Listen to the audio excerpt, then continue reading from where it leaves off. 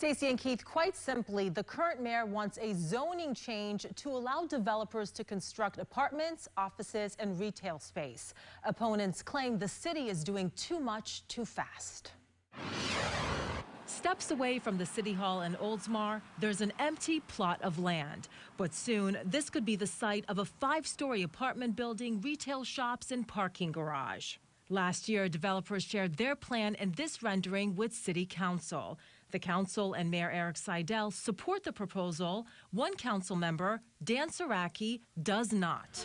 Tomorrow, both men face off in the municipal election to be the city's next mayor. Safety Harbor, Dunning, those guys have walkable downtowns. When I want a walkable downtown, I just don't feel we need to go that tall. Tall is only one point of contention. The bigger issue is density. City code allows for 30 residential units per acre. The proposal requires 65 units per acre. So before a vote on the proposal, the city code needs to be amended to allow for increased density. There's never been anybody who's come in to say, yes, I'll do it without a density change. They will build on that property at the current density height.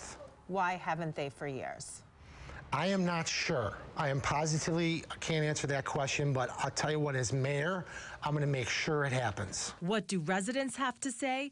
During the first public hearing in December, some were for it, some against. However, a handful of residents told 8 on Your Side, while they had a chance to speak, they could not hear what was happening.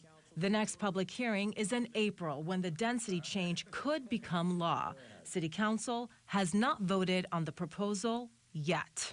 Will you commit to holding a town hall before this becomes law so that people can feel heard? I think everybody who wanted to speak that night spoke. We waited to the very end. I don't support changing the process in the middle of the process. If I win mayor, I am going to postpone that.